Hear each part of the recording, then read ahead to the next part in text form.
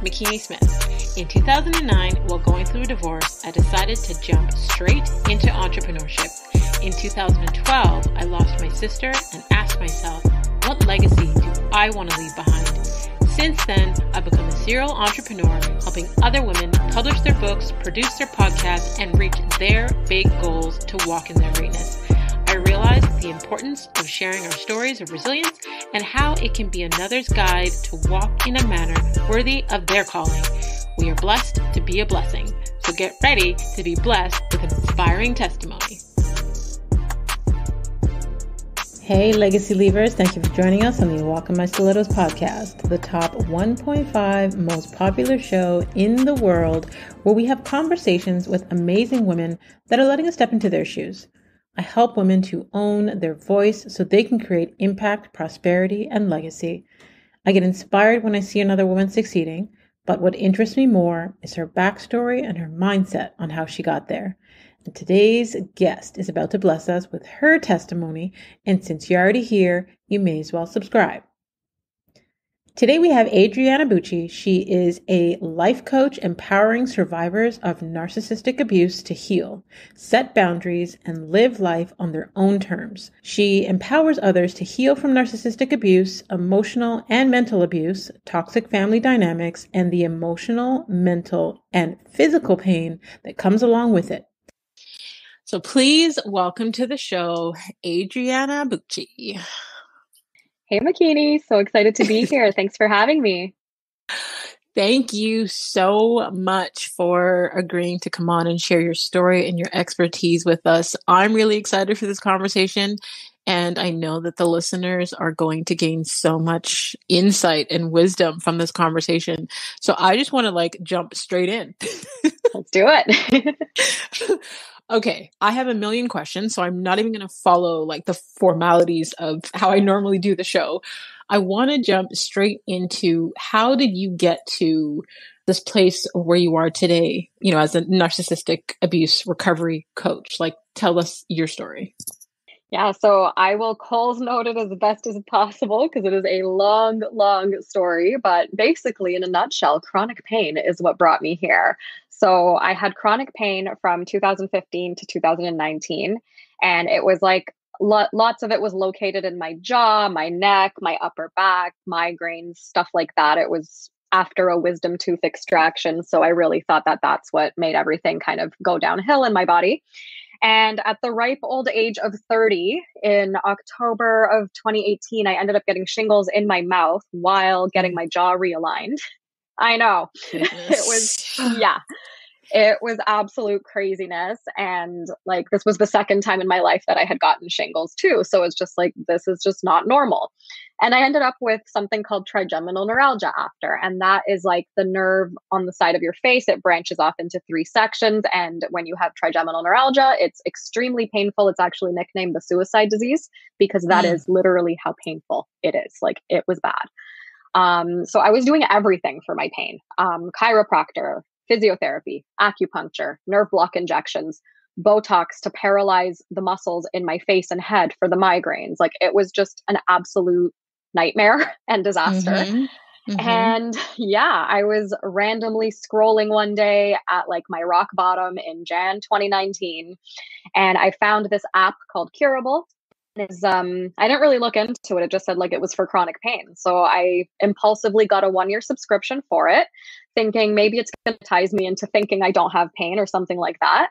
But what it was actually all about, and I got very offended when I figured out what it was all about, was the Mindbody connection, which is basically this theory that physical chronic pain that lasts for more than 6 months and there's been no solution and, nothing works for it, is actually a result of repressed emotions from childhood trauma.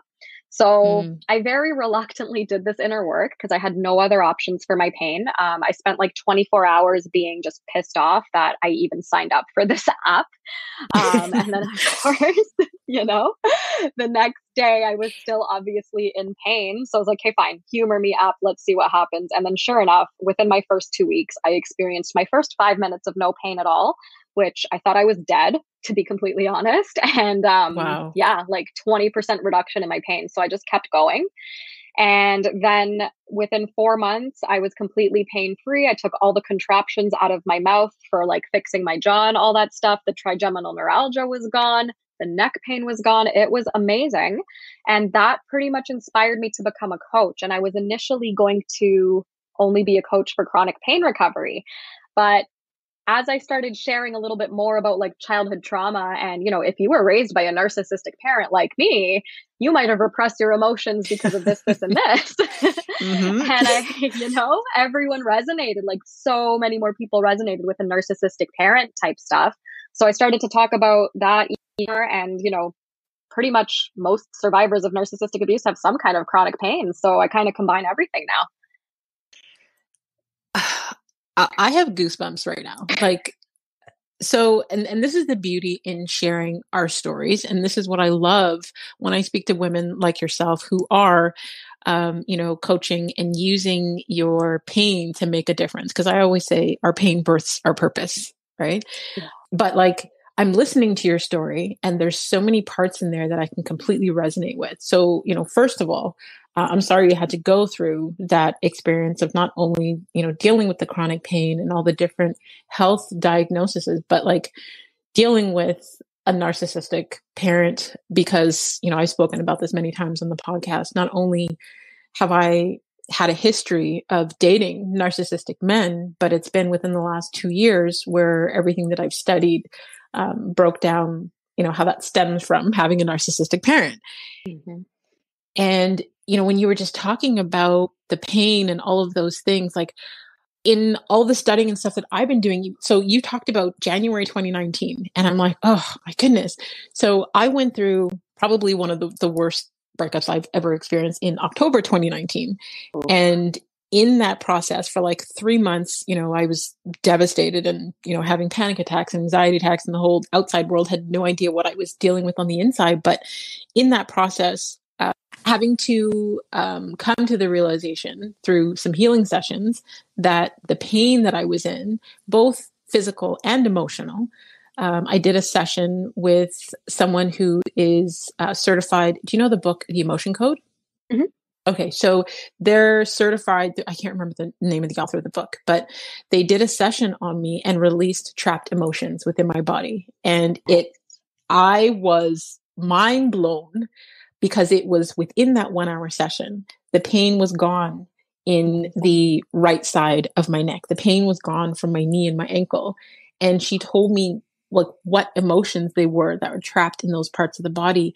So, you know, I love how you've made that connection between the, you know, trapped emotions and the chronic pain and the traumas that we've gone through. I definitely want to speak more to that connection between, you know, chronic pain and psychological abuse. Totally. Yeah. That's amazing that she was able to get the emotions out of you in one session. That's so amazing. And that you made that connection too. And yeah, this is definitely a great thing to further discuss, because a lot of people don't know. Yes. Like I've had women that have been in my DMs that suffer from different chronic ailments, you know, whether it be, fibromyalgia, endometriosis, all of these different chronic pains. And I've mentioned here and there about the connection between, you know, psychological abuse, but I would love if you could open up more about your experience and expertise about the connection of the two.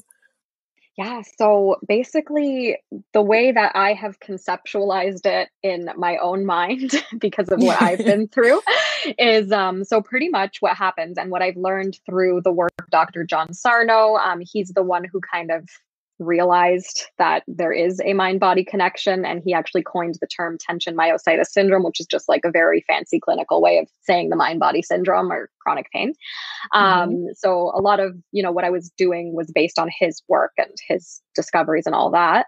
And basically, when we're kids and we're like very young, obviously, the brain is, of course, not fully developed. And so there's like the amygdala that is responsible for interpreting emotions as whatever it interprets it as. So when you're being traumatized as a kid, you know, and it doesn't matter, like, of course, there's different types of traumas. So of course, emotional abuse, you can't see that kind of trauma. So a lot of people who have been through childhood narcissistic abuse, they don't even consider it to be trauma, because I sure didn't. Right. I was like, no, I'm not traumatized. Like, what? Yeah, same. You know?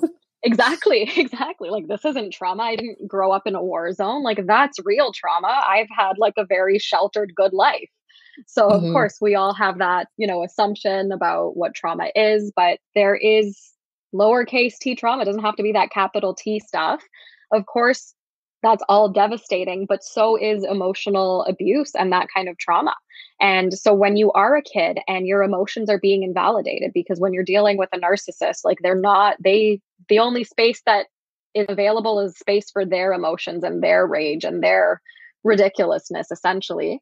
And so when you're a Hmm. kid and you have a narc mother, you basically take on this job of like being their emotional caretaker. And you're walking on eggshells from birth, essentially.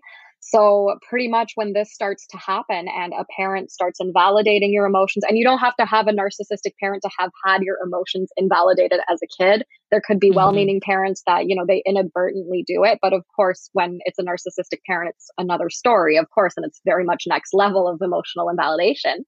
So you're being Hmm. told you're wrong for being angry, you're too sensitive, big girls don't cry, I'll give you something to cry about, all that kind of stuff. And even like happy emotions are shot down too, where it's like, if you're too excited about your birthday, we're canceling your party because you're way too hyperactive and blah, blah, blah. So Hmm. that causes the brain to interpret the emotions as a life and death situation. So if you're crying about something, your narcissistic mother's like, you're way too sensitive, you're being ridiculous, I'm going to disown you. The child brain interprets it as, when I'm sad, my mom doesn't like this. And if I keep doing things that my mom doesn't like being sad, she won't love me anymore. If she doesn't love me anymore, I'm going to die. So it literally Hmm. interprets emotions as life and death. So this, unconscious belief keeps going throughout your life for decades. It's not like you turn 18 and your brain's magically like, okay, time to interpret emotions as emotions now. It just Hmm. doesn't work that way, right? It would be so much easier if it did.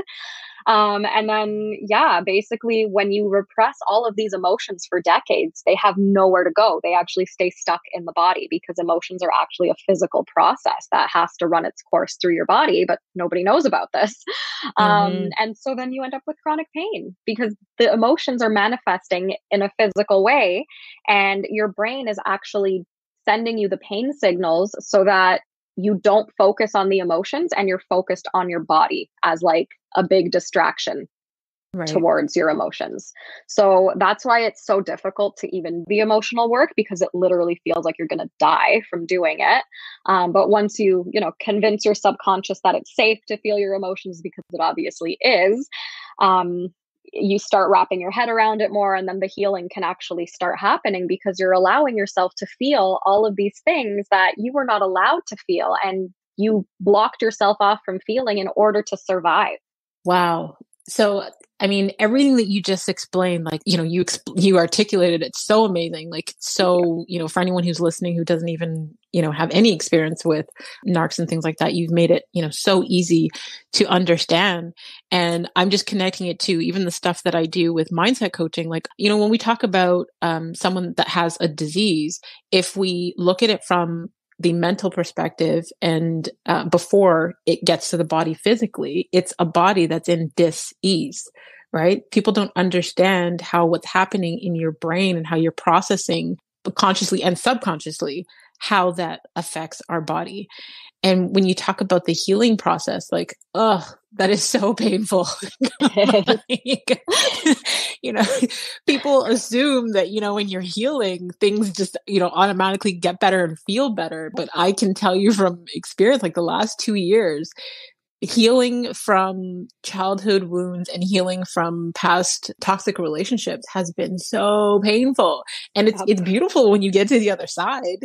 But Mhm. it's like, when you think about the butterfly, the caterpillar when it goes into the cocoon, my son, who's like totally into like National Geographics and, science and stuff, Aw.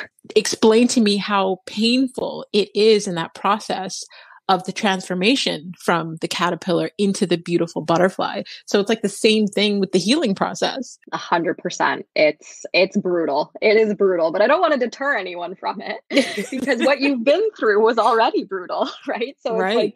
you actually already survived the worst of it by going Hmm. through it and still being alive today. But the healing, it literally feels like you're going to die while you're going through it. It's like you're basically performing an emotional exorcism on yourself, and it's extremely uncomfortable, but so worth Mm-hmm. it. But in the moment, it's just like, oh my God, like this is taking too long. This is horrible. I'm never going to feel better. I'm going to feel like crap permanently. And it's definitely, it is not for the faint of heart, but it is so worth it. It is so worth it. I echo those sentiments. Honestly, my healing journey, as much as it's been painful, being able to set healthier boundaries and to be able to now feel like I'm thriving in all areas of my life because of the healing is priceless. It's everything. It's amazing. So for those who are listening, because I know that, especially in 2021, the even the word narcissism has become, like a buzzword, right? Mm-hmm. And I remember when I was dating my ex, he had said to me one time, "Oh yeah, my ex had called me a narcissist before." So I Googled the word at the time, not thinking anything of it, because you know that they like to give you everything in plain sight. We just don't look at it that way, right? Of course, yep. and and I Googled it, and at the time I was like, "Oh no, that doesn't really describe you." But then after going through the healing process and some therapy sessions and things, and breaking down the difference between someone who's just like a narcissist and someone who has narcissistic personality disorder, like two different things. So I wonder if you can, explain that to the people who are listening, because some people just assume that a narcissist, or, when we're talking about narc abuse, that it has to do with someone who is just into themselves. So like how is that abuse? So yeah, if you can just break it down for those who don't understand. Yeah. I don't like using the term narcissistic personality just because I'm not a clinician, so I can't diagnose. But when I'm saying narcissist, that's who I mean. And the thing is that like people who are narcissists and have the personality disorder, they're not getting diagnosed because they think they're perfect. They don't think anything's wrong with them. Everybody else is the problem. And they have like no inner work to do whatsoever because they're just perfect. Right. So getting them a diagnosis is just completely like pretty much hopeless unless it's court ordered for some reason. Don't count on that ever happening. But there's definitely a difference between people who just have narcissistic tendencies and people who are full-blown narcissists. So every human has narcissistic tendencies. Like we are all capable of being, self-centered and other people and maybe not even knowing about it or knowing about it. Like we can all manipulate, like we all have a dark side, of course, but when you can take accountability for it and do like some self-reflection and stuff like that, and make an effort to not be that way, then you're not a full-blown narcissist. You just have tendencies. And of course, if you're raised by a narcissistic parent, of course, there's going to be tendencies there because that's how you learned how to be from like your caregivers. Right. So, anyone who's listening who thinks that they are a narcissist, first of all, you're not. If you're even asking yourself that question, because if you were, you would not have the ability to even self-reflect like that. So that's the first thing that like it needs to be understood by anybody who's even doing research into narcissistic abuse, that like the narcissist will not self-reflect. They might pretend to, but what you're going to notice is that the pattern keeps going on and on and on. Right. So they might say they're going to change and then they never do. And then you end up being super disappointed. Then they say they're going to change again and then they still don't. And then you're still disappointed. Faking. Exactly. 100%. Yeah. So noticing the pattern and the cycle of abuse as it's happening, the love bomb, devalue, discard, rinse and repeat over and over and over again. And just understanding that, if you are with a full-blown narcissist, not every single day is going to be horrible because there has to be good days in order for them to continue manipulating you into staying in the relationship so the abuse can continue. Absolutely. And that's where I guess it messes with your mind, right? Going from the love bombing to the devaluing back and forth, and sometimes within the same hour. Exactly. Literally within the same sentence sometimes. Yeah. Right? Yeah. Goodness. Oh my goodness. I love how you spoke to the point about them not normally being diagnosed. Like I've seen in other places, I've seen on your page, I've even had someone who is in the medical field, who is a nurse, comment on one of my posts about narcs, about diagnosing them. And it's like only 1% will be diagnosed because, like you said, they don't believe there's anything wrong with them. they're not going to therapy to get fixed. And if they go to like couples therapy, they're going because they believe that there's something wrong with the other person and the therapist is going to fix their partner, not them. Like they don't believe anything is ever wrong with them. Okay. So let's break down how to set healthy boundaries, whether it be with a narc parent or partner, for those that are listening, how they can set those healthy boundaries. Totally. So the first thing I recommend to anybody who's wanting to set boundaries is to start doing some emotional work, because that is going to help you the most with actually setting them and keeping them. Because, when you're setting boundaries with a healthy person, it's a non-issue. Like you say your piece and you say what you want, and then they're usually okay with it. And, if they really overstepped something and had no idea, they'll be pretty apologetic and they'll actually make an effort to not do the thing again. But when you're dealing with a narcissist, of course, it's a completely different ballgame. So they're going to manipulate. They're going to try their hardest to make sure that you're not keeping that boundary, because at the end of the day, it's all about how much supply you're giving to the narcissist, because that's what they're looking for. And supply is your emotional reaction or, stuff like that. And in order to set boundaries with them, you have to understand like how a narcissist's mind works first and foremost and what they're after. And understanding that they have a massive sense of entitlement and they feel entitled to getting supply from you. So when you take that supply away, you better expect them to retaliate, especially with how entitlement minded they are. So just having that in mind can be really helpful when it comes to starting to set those boundaries. And, you're definitely, if you are a survivor of narcissistic abuse, you're probably like, you have a very empathic nature about you. So you're going to feel bad about everything when you are setting the boundaries. You're going to feel like you're the meanest person ever, because they're going to basically let you know that you're a horrible person and how dare you, and look how much you hurt me by setting this boundary.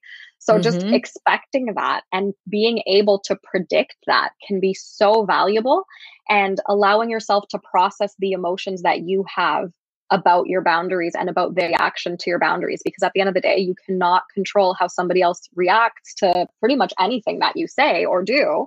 And the narcissist is going to have whatever reaction they think will manipulate you into giving them what they want regardless. So just keeping that in mind and having that at the back of your head when you are starting to set boundaries is going to be super valuable, because you're going to know what to expect and you're not going to be surprised when the predictable behavior keeps happening over and over and over again. And then you can stop emotionally reacting to them, because if you're doing your emotional work on your own time, you're going to be a lot less reactive and you won't be giving them that supply. And you'll be able to just stand there and kind of watch them running around in circles, doing different theatrical things to try and get a response out of you. And then it actually ends up being kind of funny afterwards once you do a bit of killing. Totally. I'm laughing because, it was very hard for me when I realized that I have a narc parent, and it was very hard to set boundaries at first.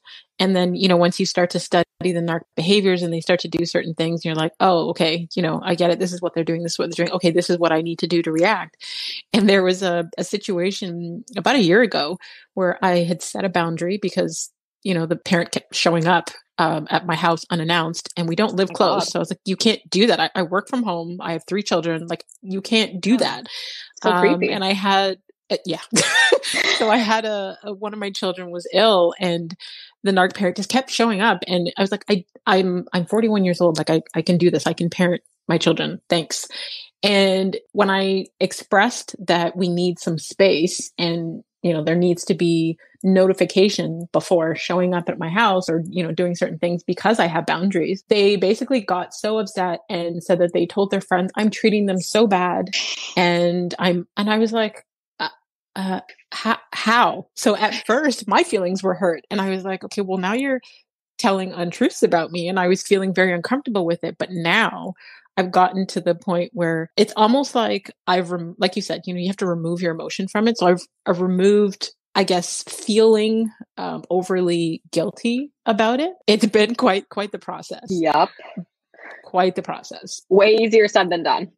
Absolutely. Oh my goodness. So for those that are listening, what are some things that someone who has experienced narc abuse can do to start healing? So baby steps, first of all, and like just going into the healing journey with the mindset of like, it's just going to take however long it's going to take without putting, a timeline on it. Because if you do and you say like, okay, in like 8 weeks, I'm going to feel so much better. You're not. You're setting yourself Right. up to definitely fail because it's really a lifestyle change. And it's a lot of mindset stuff, but incorporating the emotions into the mindset stuff is what's going to make the mindset stuff actually click. So the best thing to do, starting to journal is a really great way of doing it. And not the Dear Diary, this is what I did today and this is what I'm documenting today kind of journaling. Like that's not going to be helpful. I like to call it rage journaling. It's officially called, I think, aggressive writing or something like that. But basically, you just pen, paper, 20-minute timer, vomit whatever's on your mind onto that paper, and then you destroy the paper after the 20 minutes. And do that every day, see where it takes you. And you're going to start being able to like identify emotions that are coming up in your body, because the whole purpose of doing the journaling is to kind of drop the story behind the emotions. And when the story's still fresh and it's like, ruminating in your mind over and over and over, how are you going to drop into your body and allow yourself to feel your emotions? Right? Because it's like there's that fixation on like, no, this is what happened and this is what happened and this is what happened. So getting that out is super cathartic.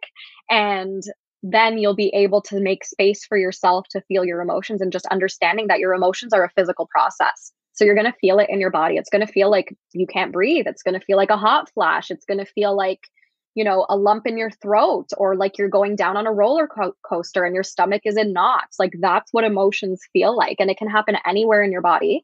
And it's just important to understand that it's safe to feel your emotions, because understanding that the reason that you don't want to feel your emotions is because your brain interpreted it as unsafe in childhood.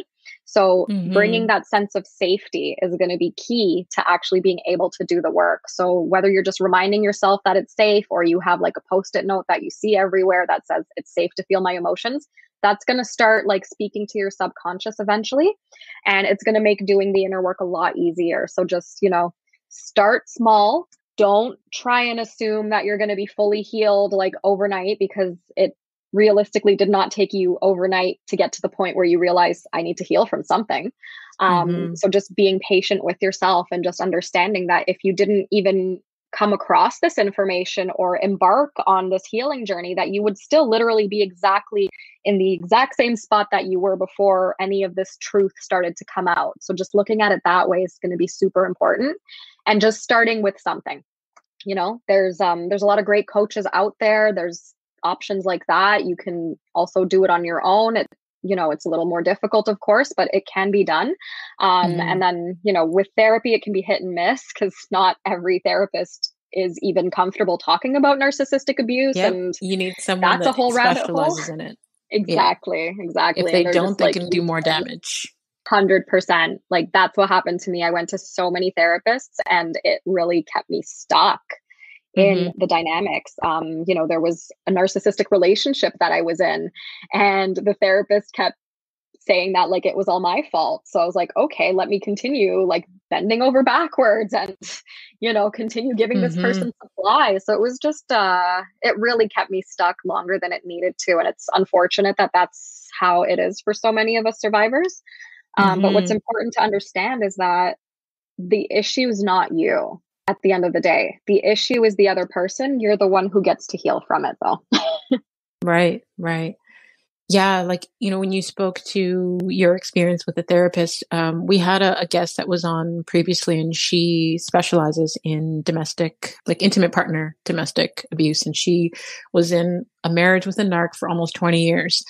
And she spoke to her having to interview 8 or 12 different therapists before finding the right one for her, because, not having a therapist that specializes in narc abuse, or not having a coach that specializes and understands, can continue to further gaslight you and make you question your reality and do more damage than good. So I think, the work that you do is so important, where you specialize in it and you help, because, we already know although they may not be diagnosed, there are way more narcs out there than people realize. It's not something that's uncommon.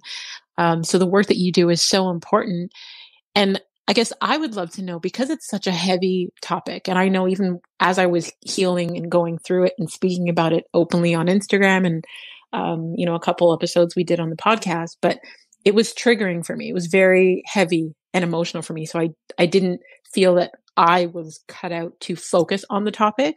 So I would love to know, like, how do you stay motivated? Honestly, like, I don't even know. Like, I just feel like this is what I have to do, and it's totally triggering. Absolutely. And I can definitely say that, when I first started out as a coach versus now, it's like, I am next level for sure. And it's a lot less triggering for me now. So, I mean, I definitely had to do a lot of emotional work myself as I started coaching, because it's a lot and it can be very, very heavy.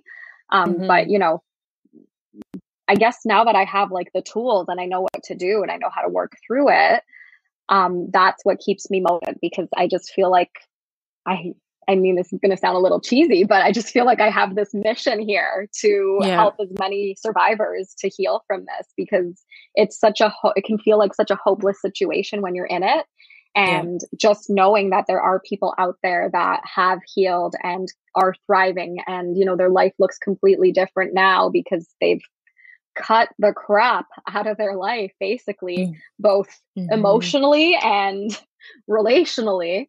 I definitely think that it's something that the world needs more of. So yeah, I just kind of keep going. Yeah. Absolutely.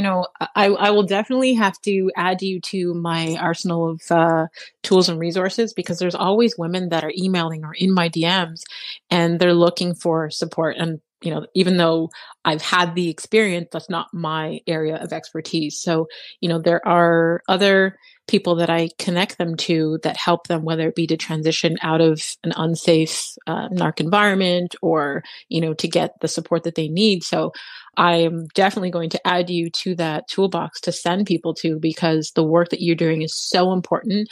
And there are so many people that have experienced narc abuse that feel alone. And when they have someone that understands, because you've been through it, so you're not going to further invalidate their experiences, they feel seen and heard. And that's, a part of getting them to even open up to start the healing process. So I just think it's so amazing what you do. Like, what inspires you the most about what you do? Oh, well, thank you so much, first of all. I appreciate it. And yeah, just, getting to witness people who like really, really believed that they had something so wrong with them, and just seeing that light bulb moment go off where it's like, wait a minute. No, I did see what I saw. I did go through what I went through. And I did the best that I could with the information that I had. And oh my gosh, like, I am done with this bullshit. And, like the breaks that happen that I celebrate with my clients, just the most amazing thing ever. And even when people like go no contact or low contact with a narcissistic parent, and they start to just see the truth, because when you're an adult child of a narcissistic parent, like, first of all, you're so brainwashed into protecting that parent, and you can't say anything bad about them. So you feel guilty throughout the entire process. But then, eventually there's that light bulb moment that goes off, and it's like, wait a minute. Oh my gosh, I gray rocked and I observed and predicted literally everything that was going to happen. And this is absolutely what I'm dealing with after all. And just, just witnessing people stopping gaslighting themselves is what really like pumps me up. And, just seeing the amazing things that they do with their lives after. A few of my clients have actually gone on to like start their own coaching practices too, now that they've done their healing. So it's just, it's amazing. The domino effect of healing. Yeah. I love that. Healed people heal people. Love it. Yeah. Love it. Amazing. So before we go to the final segment of the show, I want you to quickly tell people where they can stay connected with you online to get more of your valuable information and insights. For sure. So the best place to follow me is at Let's Get Your Shift Together, shift with an F, all one word. And you can find me on TikTok too, but I'm not on there too often. And yeah, Instagram's pretty much where you'll be able to get like the latest updates on like what I'm offering and all that kind of stuff. So that's the best spot to find me. Awesome. So I'll definitely have the links to those in the details section of the episode so they can just click and connect with you directly. They won't have to search too far. Awesome. Thank you. You're welcome. So for the final segment of the show, it's kind of like a rapid fire. I just ask you like maybe 5 quick reflection questions. You say the first thing that comes to mind, whether it be one word or one sentence. And we'll start with, what's a new belief, behavior, or habit that has improved your life in the last 5 years? Ooh, there's so many. I guess like the habit of journaling. Awesome. Name a book that has changed or greatly impacted your life. Dr. Sarno, The Mindbody Prescription. Love it. What have you become better at saying no to in the last 5 years? And that could be distractions, invitations, family. Family. Totally understand. If you could have a gigantic billboard anywhere with anything on it, what would it say and why? You're not crazy, because you're not. Love it. Love it. Last but not least, name one of the most worthwhile investments that you've ever made. And that could be of money, time, or energy. I think working with my own coaches has been the best investments that I've made ever. Love it. I love that answer for so many reasons, because I believe all the best coaches have a coach. Yeah, absolutely. Adriana, if there is any question you feel I didn't ask you that you want to share, with the listeners, that would be of value. Is there anything you can think of? I feel like you asked some pretty good questions. I mean, the main thing that I just want to emphasize to listeners is that if you are suspecting that you're dealing with a narcissist, you're not alone, first of all, and you're not crazy, second of all. And I just think that's the biggest thing to understand, because it's so crazy making the way that narcissists behave and the way that they just project their stuff onto you so that you feel like you're the problem 24/7. And, I would just invite you to just kind of observe the patterns that have happened with this person who's trying to make you believe that you are completely out of your mind, and start realizing that you're not, and it is actually not you. You just happen to be there, and they're trying to get supply out of you. I love that. As soon as you said that, it made me think of, I forgot where I read it, but it was basically like narcissists are crazy making machines. So, if you were dating someone and they say all their exes are crazy, yeah, they've created that crazy. Exactly. Red flag. Red flag. Yeah. If you ever hear that, you full stop, run. Run. I want to thank you so much for just taking the time to join us and for sharing your expertise, Adriana. I truly, truly appreciate you and the work that you do. And I want you to know that, I'm a follower of yours. I totally consume your content. It has made a difference in my world and helped to educate me. And I want all the listeners to go out and follow you. And just like you said, if you feel that you are with a narcissist or anything like that, you're not crazy. It's not you. There are so many people who are out here that have experienced the same thing that can resonate with you and, help to validate your stories and your experiences. So don't sit behind, that closed door and take it, because you're not alone. You don't have to. Yeah, 100%. Could not agree more. And thank you so much for the kind words. I'm so glad that my content resonates with you as well. And thank you so much for having me on this podcast. It was so great just sharing all of this. And I hope it's going to help a lot of people. It certainly will. It's been an absolute pleasure. Thank you. To all of you legacy leavers out there, until next time, subscribe on all platforms and don't forget to rate the show and leave us a review on Apple Podcast. I just love hearing what resonates with you most. And definitely a huge thank you to those of you that continue to listen every week and help the show rank globally in the top 1.5 5% most popular shows out of all podcasts, and that's over 2.5 million shows. If you want to join the community of legacy leavers, you can sign up for our weekly newsletter at walkinmystilettos.com and receive a free copy of the gratitude journal. And you can also grab any one of my personal development books available online everywhere. If you could think of one woman that would receive value from today's show, please share it with them. Feel free to screenshot this week's episode and you can tag us on Instagram. You can tag Adriana at Let's Get Your Shift Together. And you can tag myself at The Real McKinney Smith. Continue to walk in greatness in your stilettos in a manner worthy of your calling.